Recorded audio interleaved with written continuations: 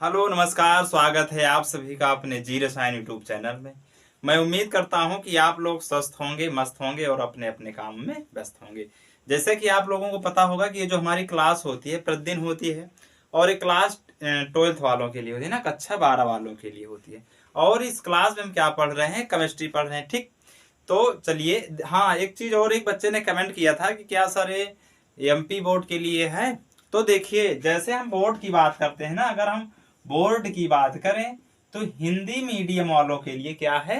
Hindi medium वालों के लिए है, चाहे वो यूपी बोर्ड हो, बिहार बोर्ड हो, एमपी बोर्ड हो, ठीक, इन सब बोर्डों के लिए हमारी क्लासें सफिशियंट हैं, उनको देख सकते हैं। ठीक, जो यूपी बिहार के बच्चे हैं, राजस्थान के बच्चे हैं, अगर उनका हिंदी बोर्ड है तो देख सकते हैं। बात रही सिलेबस की, सिलेबस में क्या है उनके यहाँ के सिलेबस में और यूपी के सिलेबस में क्या है कि एक दो चैप्टर का इधर उधर हो सकता है। क्या है? एक दो चैप्टर का इधर उधर हो सकता है। वो आप लोग कमेंट करेंगे तो उसको मैं कवर कर लूंगा। ठीक, तो चलिए, मैं आशा करता हूँ कि कंफ्यूजन दूर हो गया होगा कि कहाँ कहाँ के बच्चे इस वीडियो को देख सकते हैं, यहाँ से क्लास अटेंड कर सकते हैं। ठीक, किन किन के लिए है। तो चलिए, अब हम बिना देरी किए हुए चलते हैं अपने क्लास पर। और अपने क्लास से पर चलने से पहले मैं आपसे यही कहूंगा कि जितने लोग इस वीडियो को देख रहे हैं, इस इवेंट को जितने लोग देख रहे हैं, सभी लोग ज्यादा से ज्यादा शेयर करेंगे, लाइक करेंगे और सब्सक्राइब करेंगे। और जितने लोग आज हमसे नए जुड़ रहे हैं, जितने साथी आज हमसे नए जुड़ रहे हैं, वो क्या करेंगे? चैनल को सब्सक्राइब करने के बाद बेल आइकन की बटन को जरूर प्रेस करेंगे, ताकि हमारी हर वीडियो का नोटिफिकेशन सबसे पहले आता। ठीक, तो चलिए, हम क्या पढ़ रहे हैं? हमारा जो चैप्टर है बिलियन, हम बिलियन पढ़ रहे हैं। बिलियन जो हमारा पहला ही चैप्टर है, हम उसकी चर्चा कर रहे हैं। हम बिलियन पढ़ रहे हैं। बिलियन में हमें क्या देखता था कि बिलियन क्या देखना था? द्रव का वाष्प दाब। क्या देख रहे थे? द्रव का वाष्प दाब। इसकी परिभाषा हमने देख लिया था, द्रव का वाष्प दाब। वाष्प दाब की हम चर्चा कर रहे थे ना।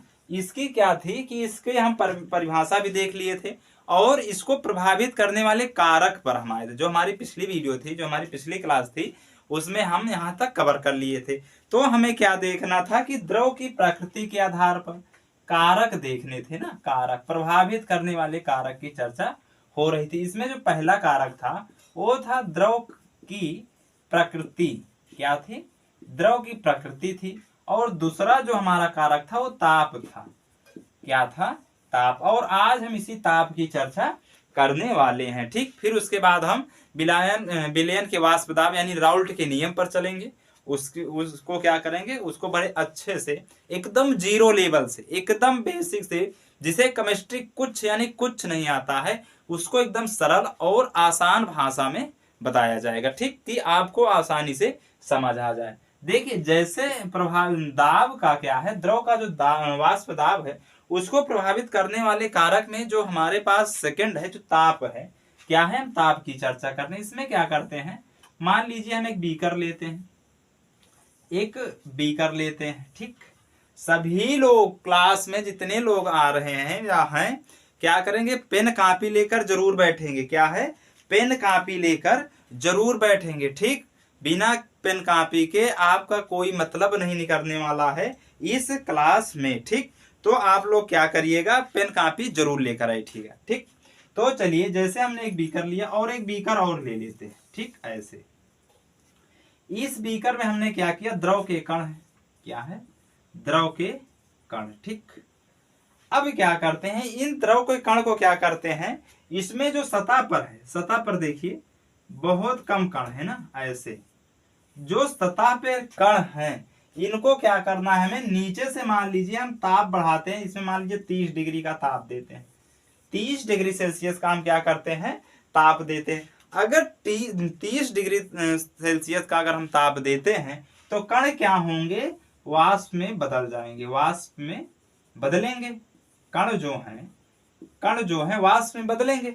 अगर कण की बात करें तो यहां से मान लीजिए, जो सतह से मान लीजिए 2 कण ही वाष्प में बदल रहे हैं, क्योंकि नीचे से जो इसका प्रेशर है तापमान का, वो कम है, 30 डिग्री है। मान लीजिए यहीं पर हमारे पास ऐसे कोई है, ऐसे सतह पर ठीक, इसमें है।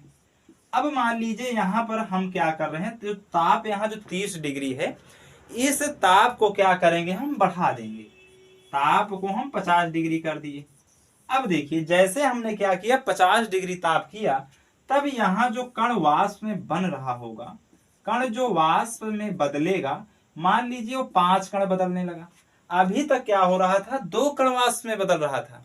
कितने कण, सिर्फ 2 कण वाष्प में बदल रहे थे। लेकिन जैसे हमने तापमान को बढ़ाया, यहां तक दिख रहा है ना, यहां तक दिख रहा होगा। अगर यहां तक दिख रहा है तो देखिए, जैसे हमने इससे क्या किया, तापमान को 50 डिग्री किया, वैसे यहाँ कण क्या हो गए, जो वाष्प में बदल रहे थे, वो कणों की संख्या बढ़ गई, 5 हो गई। पहले में क्या था कि 2 कण बन रहे थे वाष्प में, लेकिन जैसे हमने ताप को बढ़ाया, कण की जो वाष्प में बदलने की जो गतिविधियां थी, वो क्या हो गई, तेज हो गई। पहले 2 कण बदलते थे वाष्प में, अब 5 कण बदल रहे हैं ना।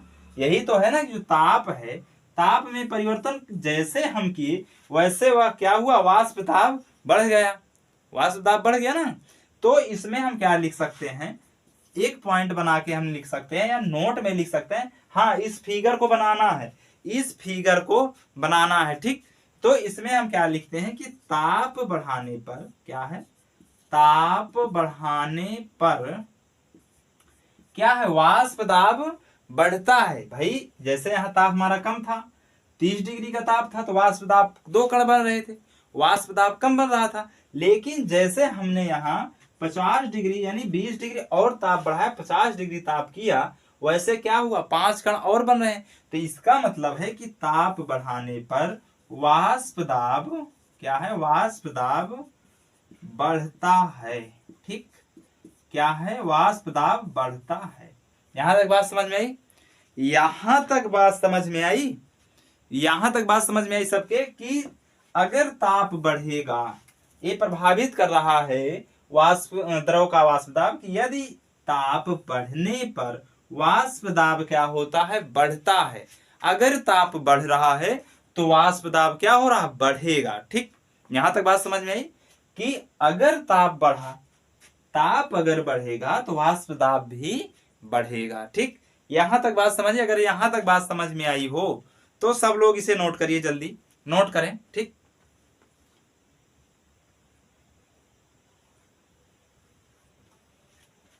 नोट कर रहे हो, नोट करिए। हाँ, अगर जो ना समझ में आए, जो ना समझ में आए, आप लोग तुरंत कमेंट में पूछ लिया करिए, या जो कुछ भी ना समझ में आप कमेंट में छोड़ दिया करिए।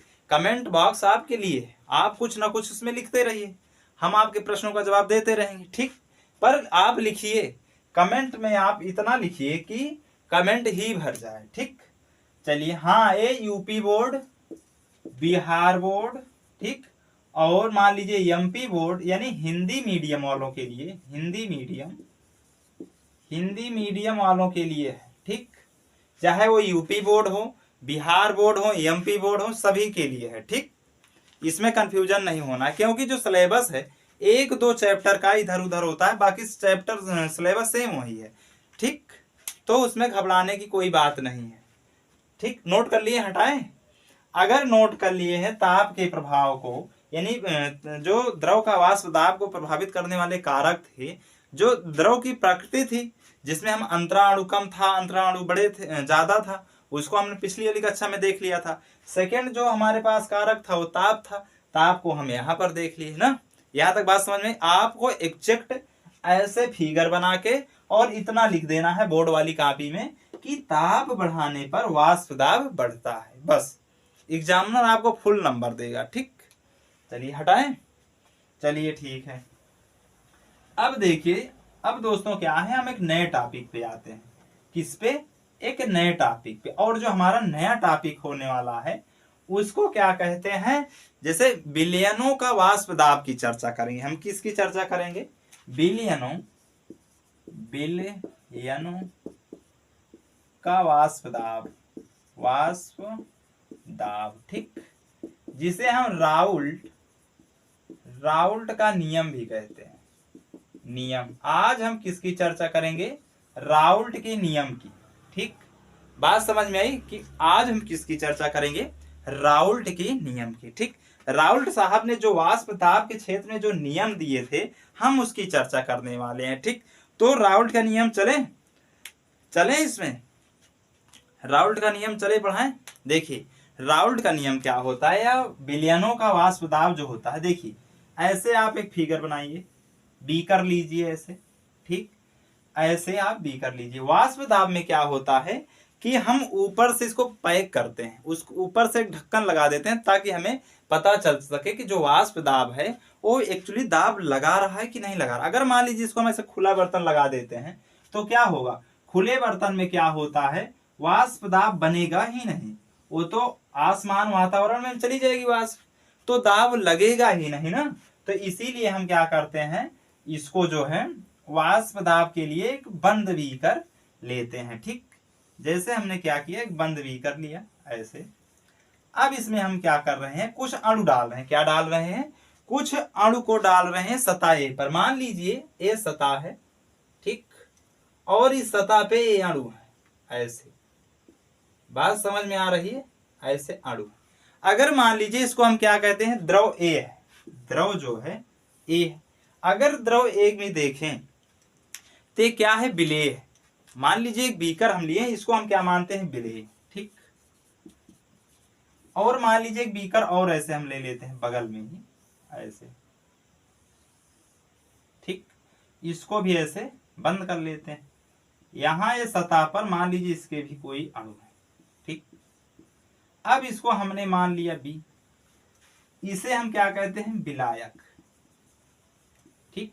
एक विलेय है और एक क्या है, विलायक है। अगर देखिए ये जो द्रव ए है, ये क्या है, अकेला है, इसका जो वाष्प दाब बनेगा, इसका जो वाष्प दाब क्या बनेगा, इसके अगर इसके वाष्प दाब की बात करें तो क्या बनता है, पी नॉट ए। ए क्या है, अकेला ए की चर्चा कर रहा है।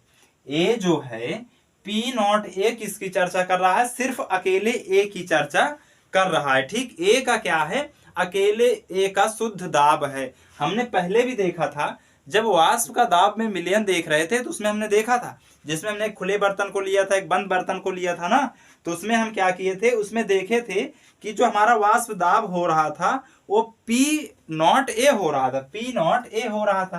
तो क्या है, शुद्ध ए का है, क्या है, शुद्ध ए द्रव का वाष्प दाब है। क्या है, वाष्प दाब, ठीक।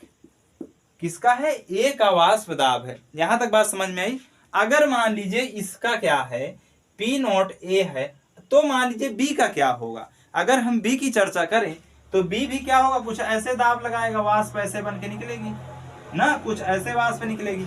अगर हम इसकी भी बात करें तो इसको भी हम पी क्या कहते हैं, प्रेशर नॉट वी, ऐसे लिख सकते हैं कि नहीं लिख सकते हैं। लेकिन अगर इसको ऐसे लिख रहे हैं तो इसका मतलब अकेले बी का ए है। क्या है, अकेले बी का है, अकेला बी का वाष्प दाब है। इसमें ए और बी दोनों नहीं है, ए अकेले का है, ए और ए क्या है, अकेले का है, ठीक। अगर मान लीजिए विलयन, तो विलेय और विलायक मिला के बनते हैं। जो विलयन बनेगा वो विलेय और विलायक को मिलाकर बनेगा। लेकिन यहां जो वाष्प दाब आ रहा है सिर्फ अकेले विलायक का है। जो पी नॉट ए होता है वो अकेले ए का होता है, और जो पी नॉट बी होता है वो अकेले किसका होता है, बी का होता है, ठीक। यहां तक बात समझ में आई, यहां तक बात समझ में आई। जो ना समझ में आए बताना, यहां तक बात समझ में आई। देखिए विलायक जो बी नॉट ए है, पी नॉट बी का मतलब है कि बी अकेले का है, बी अकेले का है। जैसे मान लीजिए इसको हम एक ऐसे भी कर लेते हैं, यहां तक दिख रहा है ना, अगर यहां तक दिख रहा हो तो देखिएगा, ऐसे मान लीजिए लेते हैं और इसमें जो द्रव की संख्या कर देते हैं हम ए प्लस बी दोनों कर देते हैं। क्या कर देते हैं, ए प्लस बी दोनों हम कर देते हैं। अब अगर मान लीजिए अगर ए प्लस बी की हम बात करें, अगर हम ए प्लस बी की बात करें तो क्या इसमें ए के लिए पी नॉट ए होगा, नहीं होगा। अकेले ए के लिए होगा, नहीं होगा। या मान लीजिए हम बी की चर्चा करें तो पी नॉट बी होगा? नहीं होगा भाई, ए होगा ही नहीं। अगर हम विलायक की विलयन की बात करें, जबकि ये विलेय है ये विलायक है, ये विलेय है और ये विलायक है, अगर हम विलयन की बात करें तो दोनों को मिक्स करेंगे। अब दोनों को मिक्स करेंगे तो क्या पी नॉट ए होगा? नहीं होगा भाई। देखिए नहीं इसलिए होगा कि मान लीजिए हम ऐसे सिंपल सा देखते हैं कि अगर मान लीजिए जो इसमें मोल है, मोल क्या है, मोल मान लीजिए 1 है, द्रव की जो मोल की संख्या 1 है। अगर इसकी हम मान लेते हैं मोल की संख्या, कितने मोल है इसमें, मान लीजिए 3 मोल है, मोल की संख्या 3 है, ठीक। अब देखिए इसको समझाने के लिए हम मोल ले रहे हैं, एक दूसरा तरीका है मोल लेने का, क्योंकि आपको पता चल जाएगा कि अगर हम पूरे विलयन की बात करें तो पी नॉट ए जो होता है वो अकेले ए के शुद्ध वाष्प दाब का होता है, जो पी नॉट बी होता है वो अकेले बी का जो है शुद्ध वाष्प दाब होता है, ठीक। ना कि ए बी दोनों का, ना कि ए बी दोनों का वो अकेले का होगा, ठीक। क्या होगा? ए बी दोनों का, अकेले का ना, अकेले का ही होगा, ना कि ए बी दोनों का, ठीक। यहां तक बात समझ में आई? अब देखिए मान लीजिए यहां पर मोल 1 है, ठीक। अब देखिए अगर इसका हम पी ए नॉट निकालें तो क्या है? विलयन का कुल मोल, विलयन का कुल मोल और मोल प्रभाज का मोल, ठीक। तो विलयन का जो होगा मोल प्रभाज तो इसमें 1 है, अब विलयन का जो कुल मोल प्रभाज है वो भी 1 ही है, वो भी 1 ही है, तो इसका 1 ही होगा, इसका क्या होगा? 1 ही होगा। अगर बात करें हम इसकी, अगर इसकी मान लीजिए इसमें 3 मोल है, अगर इसके स्थान पे हम क्या लेते हैं? पी नॉट बी, अगर इसका लिखेंगे तो क्या है? बी का जो मोल प्रभाज है 3, और जो कुल विलयन का मोल प्रभाज होगा, जो कुल विलयन का मोल प्रभाज होगा कितना होगा? 3 होगा। तो कुल मिला के इसको हम कैसे लिखेंगे? इसको भी हम 1 ही लिखेंगे, ठीक। यहां तक बात समझ में आई कि जो पी नॉट बी होता है वो अकेले बी के लिए होता है, पी नॉट ए जो होता है वो किसके लिए होता है? अकेले ए के लिए होता है, वो ए प्लस बी दोनों के लिए नहीं होगा। अगर मान लीजिए हम ए की बात करें तो अब देखिए यहीं पर आपको समझ में आ जाएगा कि ए नॉट पी नॉट ए होगा कि नहीं होगा, या पी नॉट बी होगा कि नहीं होगा। अगर इसको हम लिखने की बात करें, अगर देखिएगा ध्यान से देखिएगा, अगर हम इसको लिखने की बात करें तो इसमें मान लीजिए ए का क्या है? ए का तो 1 है। अगर हम इसकी बात करें, इसको यहां पर लिखें पी नॉट ए, देखिए इसमें जो है ए का तो मोल प्रभाज क्या है? 1 है, ए का मोल प्रभाज तो 1 है, इसको हम 1 तो लिख लेंगे, लेकिन जो पूरे विलयन का मोल प्रभाज लिखेंगे वो 1 थोड़ी ना है, क्योंकि यहां पर बी का मोल प्रभाज 3 है, तो 3 1 कितना हो जाएगा? 4 हो जाएगा। क्या हो जाएगा? हम 3 1 4 लिखेंगे ना, 3 1 4। अगर मान लीजिए हम बी की बात करते हैं, पी नॉट बी, तो ये क्या है? जो बी का मोल प्रभाज तो 3 है, लेकिन जो इसमें कुल विलयन का मोल प्रभाज है तो 4 है। अब देखिए इसमें अंतर आ गया कि नहीं? अंतर आ गया ना, इसका मतलब हम इसको नहीं लिख सकते, इसको हम लिख ही नहीं सकते ना। तो इससे निष्कर्ष निकलता है कि अब हम क्या करेंगे? P not A comma P naught B नहीं लिखेंगे, नहीं लिखेंगे, ठीक। यहां तक बात समझ में आई कि हम पी नॉट बी ए, अगर कुल विलयन पूछ रहा है, ए प्लस बी पूछ रहा है विलयन, तब नहीं लिखेंगे। इस चीज को समझ में आ गया होगा, ठीक, कि क्यों नहीं हम लिखेंगे, ठीक। अगर यहां तक बात समझ में आई हो तो इसको नोट करिए आप लोग, फिर इसके बाद बताते हैं कि क्या लिखा जाएगा जब हम पूरे का विलयन की बात करें तो क्या लिखा जाएगा, ठीक। ठीक, यहां का पूरा अगर हम वाष्प दाब की बात करें तो क्या लिखा जाएगा? चलिए हटाएं, कुछ तो हटाएं, पी भी क्या है? इससे ज्यादा है क्या? पी एक्स ए से प्रथम मोल वाष्प दाब। चलिए हटाएं, चलिए हटा रहे हैं, ठीक। कुछ ही हटाएंगे, सब नहीं हटाएंगे। अब देखिए अगर मोल प्रभाज की बात करें, अगर हम मोल प्रभाज की बात करें, बी की बात करें या ए की बात करें ना, हम मान लीजिए पी ए की बात करते हैं, ए प्रोपोर्शनल किसके होगा? अगर पी ए बढ़ेगा, क्या है, अगर पी ए बढ़ेगा तो मोल प्रभाज ए का भी मान बढ़ेगा। क्या होगा? मोल प्रभाज यक्स ए का भी मान बढ़ेगा। अगर मान लीजिए पी जो है वी पी वी है तो इसमें क्या होगा? यक्स बी भी बढ़ेगा। ठीक, इस सूत्र को आप लिखिए। इस पे अब हम क्या रखते हैं यहीं पर, देखिए जो पी बी है ये वाष्प दाब है और क्या है? मोल प्रभाज है। ये जो है वाष्प दाब है, क्या है? वाष्प दाब, और ये क्या है? मोल प्रभाज। ठीक, इसके समानुपाती होता है। अगर वाष्प दाब बढ़ेगा तो मोल प्रभाज भी क्या होगा? बढ़ेगा। अगर मोल प्रभाज कम या वाष्प दाब कम तो मोल प्रभाज भी कम होगा। ठीक, अब देखिए यहीं से आता है राउल्ट का नियम। क्या आता है? राउल्ट का नियम। राउल्ट का नियम। अब देखिए राउल्ट का नियम क्या कहता है। अगर हम राउल्ट के नियम की बात करें, इसको हटा दें। ठीक, हटा रहे हैं इसको। अगर हम राउल्ट के नियम की बात करें तो राउल्ट का नियम क्या कहता है कि वाष्पशील द्रवों के, क्या है? वाष्पशील द्रवों के 1 बिलियन में प्रत्येक घटक का आंशिक वाष्प दाब उस घटक के, क्या है? आंशिक वाष्प दाब उस घटक के बिलियन में, क्या है? उस घटक के बिलियन में मोल प्रभाज संख्या के समानुपाती होता है। मोल प्रभाज की संख्या के समानुपाती होता है। ठीक, यहां तक बात समझ में आई?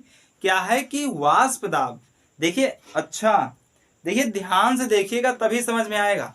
अगर आप लोग ध्यान से सुनेंगे बात को तब समझ में आएगा, नहीं तो नहीं आएगा। ठीक, देखिए हम क्या कह रहे हैं कि जो राउल्ट का नियम होता है क्या कहता है कि वाष्पशील द्रवों में 1 बिलियन, क्या है? वाष्पशील द्रवों में 1 बिलियन के प्रत्येक घटक, क्या है? प्रत्येक घटक के आंशिक वाष्प दाब, आंशिक नहीं है वो, आंशिक है, आंशिक वाष्प दाब का उस घटक के विलयन के मोल प्रभाज के समानुपाती होता है। यानी कहने का मतलब जो घटक होगा यहाँ पर, जैसे वाष्प दाब है, ये अगर बढ़ेगा तो मोल प्रभाज भी बढ़ेगा। समानुपाती का मतलब क्या होता है? समानुपाती का मतलब यही होता है, अगर एक चीज बढ़ रहा है तो दूसरा भी बढ़ेगा, अगर दूसरा घट रहा है तो फिर पहला भी घटेगा ना। उसके जो आमने सामने होंगे उसको अगर एक बढ़ रहा है तो दूसरा भी बढ़ेगा, और दूसरा घट रहा है तो वो भी घटेगा। ठीक, यहां तक बात समझ में आई कि आंशिक दाब यानी समानुपाती क्या होता है। ठीक, अगर इसकी हम परिभाषा की बात करें, चले परिभाषा लिखाएं। अच्छा, स्पीड ज्यादा है। अच्छा स्पीड अच्छा, कहाँ नहीं समझ में आया? यहां पर देखिए ये जो है, अगर मान लीजिए ये बढ़ रहा है तो जो यक्स मोल प्रभाज है इसकी भी संख्या बढ़ेगी।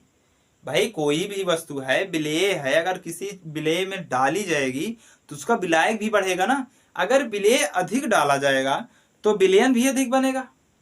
अगर विलयन अधिक कम किया जा रहा है इसका मतलब विलेय भी कम होगा ना। तो वही इसमें कह रहा है कि जो वाष्प दाब पी ए है वो किसके प्रोपोर्शनल है? मोल प्रभाज ए के, मोल प्रभाज ए के प्रोपोर्शनल है। ठीक, और क्या है? जो वाष्प दाब बी है वो किसके प्रोपोर्शनल है? मोल प्रभाज बी के। ठीक, मोल प्रभाज बी के प्रोपोर्शनल है। अगर इसमें यहाँ राउल्ट के नियम की परिभाषा की बात करें, जो अक्सर बोर्ड में पूछा जाता है, बोर्ड में क्या होते हैं, परीक्षाओं में पूछे भी जाते हैं कि हमें बताइए क्या कहते हैं, राउल्ट के नियम को परिभाषित करिए, राउल्ट के नियम की परिभाषा को लिखिए। 2 नंबर में, 5 नंबर में, जैसे भी आ जाए। अगर 2 नंबर में आता है तो आप सिर्फ ऐसे परिभाषा ही उतार देंगे, लिख देंगे, कोई दिक्कत नहीं। ठीक, जैसे परिभाषा क्या है कि वाष्पशील द्रवों के विलयन में, क्या है? वाष्पशील द्रवों के 1 विलयन में, वाष्पशील द्रवों के 1 विलयन में उसके, क्या है? 1 विलयन के प्रत्येक घटक, क्या है? विलयन के प्रत्येक घटक का मतलब है जो विलयन बनेगा उसमें अभी तक हम द्रव ए भी मिला रहे थे और द्रव बी भी मिला रहे हैं ना, तो वही बात कर रहा है कि उसके प्रत्येक घटक के का या क्या है, प्रत्येक घटक का आंशिक क्या है, आंशिक वाष्प दाब। देखिए यहीं पर बात समझिए क्या है, आंशिक वाष्प दाब उस घटक के जो विलयन होगा, उस घटक के जो विलयन होगा, विलयन का मोल प्रभाज या विलयन के घटक के विलयन में मोल प्रभाज क्या है, मोल प्रभाज के समान दिख रहा है, यहां तक दिख रहा है, मोल प्रभाज का समानुपाती होता है। थोड़ा इंक कम हो गई, हम इसमें इंक डाल लेते हैं। यहां तक दिख तो रहा है ना, दिख तो रहा है ना, क्या है कि वाष्पशील द्रवों के एक विलयन के प्रत्येक घटक क्या है, प्रत्येक घटक का आंशिक क्या है, आंशिक वाष्प दाब उस घटक के विलयन के मोल प्रभाज के बराबर होता है। ठीक, यहां तक बात समझ में आई कि आंशिक दाब के क्या होता है, मोल प्रभाज के बराबर होता है। हम थोड़ा इंक डाल लेते हैं, फिर उसके बाद देखते हैं इसकी डिफिनेशन को एक बार फिर से ना, जिनको नहीं समझ में आया इस बार समझ में आ जाएगा। देखिए इसमें क्या कह रहा है, सिंपल सी बात है, आप बात को समझिए कि जो ये आंशिक दाब क्यों कह रहा है। आंशिक दाब का मतलब है उसके प्रत्येक घटक भी दे रहा है। देखिए प्रत्येक घटक का मतलब ये होता है कि हम चाहे पी ए की बात करें या पी बी की बात करें, इसका जो आंशिक वाष्प दाब होगा उसमें जो विलयन के मोल प्रभाज ये है, विलयन का मोल प्रभाज ये है, विलयन का मोल प्रभाज ये है। ठीक, एक सेकंड रुक जाओ, एक सेकंड।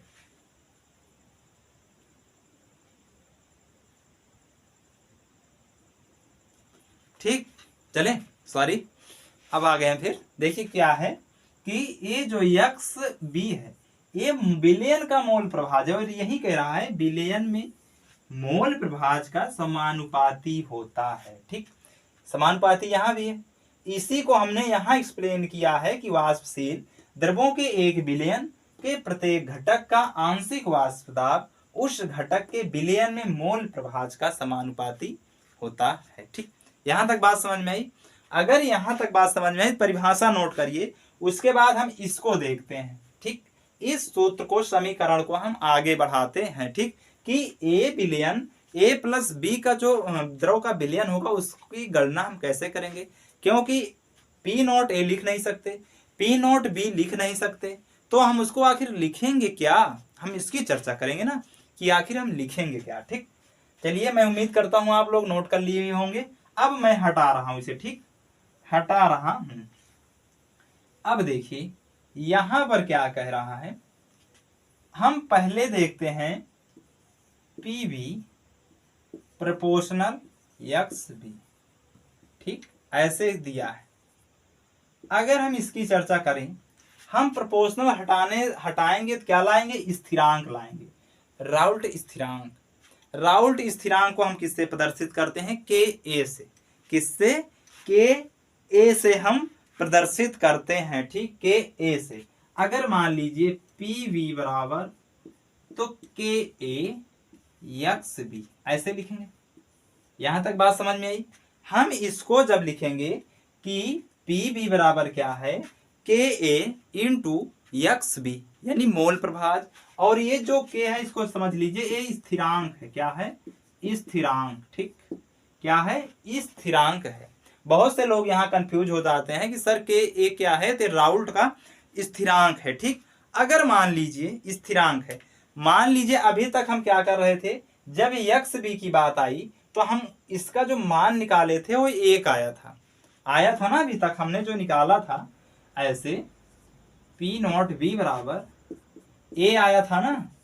अगर हम जब इसको पी नॉट बी बराबर ए रखते हैं तब क्या आएगा, जब हम क्या होगा, जब पी बी बराबर हम 1 रखेंगे तो इसके स्थान पे हम क्या लिख सकते हैं, पी नॉट बी भी लिख सकते हैं। ऐसे लिख सकते हैं ना, ऐसे लिख सकते हैं ना, पी नॉट ए लिख सकते हैं कि नहीं लिख सकते हैं, पी नॉट ए लिख सकते हैं ना।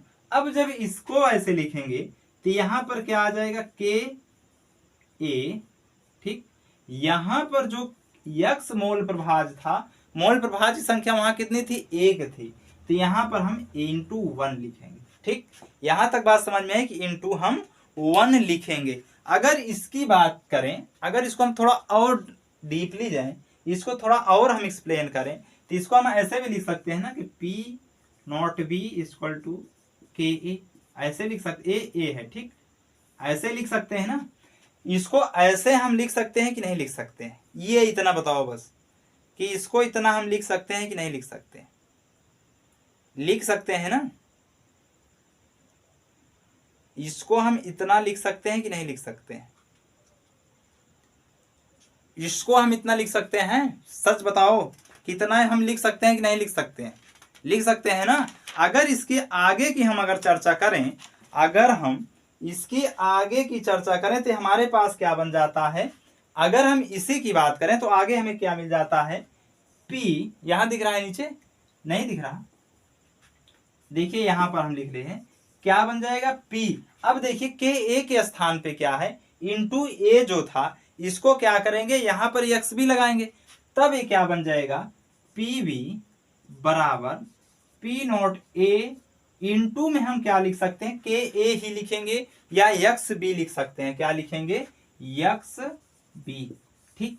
ए रहा हमारा पहला फार्मूला जिस पे हम इसकी चर्चा कर रहे थे, ठीक। अगर ये जब ऐसा बन रहा है, अगर जब ये ऐसा बन रहा है, एक्स ए एक्स बी है, ठीक, ये क्या है, एक्स बी है, अगर ये ऐसा बन रहा है, एक सेकेंड, एक्स बी, ठीक, बी थोड़ा छोटा होगा ऐसे, तब मान लीजिए अगर एक पहला समीकरण ये जब हो रहा है तो दूसरा समीकरण कैसे होगा, हमारे पास पी ए है प्रोपोर्शनल एक्स ए, यही है। अगर इसके स्थान पे हम क्या माने, जब पी ए बराबर ए रखते हैं तब क्या होता है, पी ए प्रोपोर्शनल हटाएंगे, प्रोपोर्शनल हटाएंगे, के ए इंटू एक्स ए रखेंगे, ठीक। जब हम क्या करते हैं, पी बी बराबर 1 रखते हैं, क्या रखते हैं, जब हम पी बी बराबर 1 रखते हैं, क्योंकि हमने निकाला था जो मोल प्रभाज एक्स बी का आया था वो 1 आया था, या एक्स ए का जो आया था मोल प्रभाज वो 1 था, तो हम यहाँ पर क्या लिखेंगे, P बराबर क्या लिखेंगे, हम P बराबर यही लिखेंगे कि देखिए P नॉट A बराबर क्या लिखेंगे, के ए इंटू 1 लिखेंगे। यहां तक बात समझ में आई, यहां तक बात समझ में आई ना, दिख रहा है ये, हम इसको लिखेंगे, दिख रहा है ना, ठीक। अब देखिए इसको हम थोड़ा और जब ले जाएंगे तो क्या बन जाएगा, P नॉट A के ए, ठीक। अब जब इसको हम इस पे रखेंगे, इस वाले पे, तो कुछ ऐसे बनेगा, इसको ऐसे सामने से हम लिख लेते हैं, दिख रहा है ना, कुछ ऐसे बनेगा, P B equal P naught B X A, यहां पर देखिए ए होगा, ठीक, यहां ए होगा,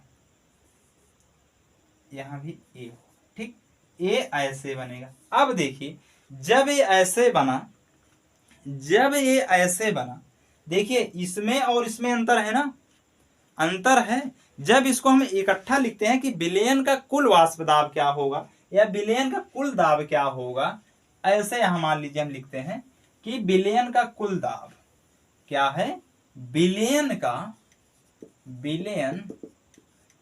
कुल दाब, कुल दाब की बात करें तो इसको क्या करेंगे, हम दोनों को ऐड करेंगे। अभी सिर्फ हम ए द्रव के लिए है ज्ञात कर रहे थे, लेकिन अगर ए और बी दोनों के लिए होता है तब इस समीकरण का हम उपयोग करते हैं, ठीक। तो अगर मान लीजिए जो प्रेशर है, जो विलयन का है, क्या है, सोल्यूशन का जो दाब है, जो यस मतलब सोल्यूशन होता है, ठीक, यस जो होता है सोल्यूशन होता है जिसे हम विलयन कहते हैं, पी मतलब प्रेशर होता है, इसका जो कुल होगा वो क्या होगा, P A plus P B, यही होगा ना, P A plus P B होगा।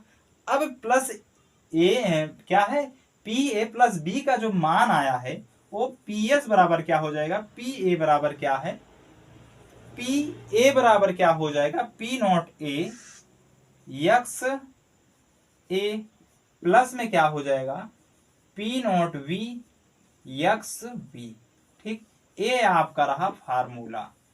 ज्ञात करने के लिए विलयन का कुल जो है, वह विलयन का जो कुल दाब है उसको इस फार्मूले से हम ज्ञात करते हैं। चाहे कुछ आपको याद हो ना याद हो, लेकिन ये चीज याद होनी चाहिए। ये चीज पूछी जाती है, आपको बहुविकल्पीय में भी पूछने को मिल जाएगा। ठीक, देखने को मिल जाएगा आपको बहुविकल्पीय में। यहां तक बात समझ में आई? अगर यहां तक किसी कोई डाउट हो तो आप लोग कमेंट करिएगा। हम आपके कमेंट का हमें इंतजार रहेगा। ठीक, और हम आपके एक एक कमेंट का जरूर जवाब देंगे। ठीक, अगले वाली क्लास में हम आपकी कमेंट का जरूर जवाब देंगे। और इसमें क्या है, जो ग्राफ है, क्या है, ग्राफ है, इसकी हम चर्चा नेक्स्ट वाली क्लास में करेंगे। ठीक, तो आज की क्लास को हम यहीं तक रखते हैं। अच्छा, लगातार पढ़ा रहे हैं, लगातार पढ़ा रहे हैं जज। ठीक, देखिए कोई चीज है अगर पढ़ने का रूटीन जो बन जाता है वो बन जाता है, फिर ना फिर उस चीज को खत्म करके ही दूसरा चीज देखा जाएगा। ठीक, तो यहां तक समझ में आया होगा। तो चलिए ठीक है, फिर मैं आज की क्लास को यहीं तक रखता हूं। और आप लोगों से उम्मीद करता हूं कि आप लोगों के समझ में आया होगा। और जो डाउट होंगे आप लोग कमेंट में कमेंट छोड़ दीजिएगा, हम उसे कमेंट का जवाब अगली लेक्चर में आपको दे देंगे। ठीक, चलिए, तो जाते जाते इस क्लास को आप लोग ज्यादा से ज्यादा शेयर करिएगा, लाइक करिएगा और सब्सक्राइब करिएगा।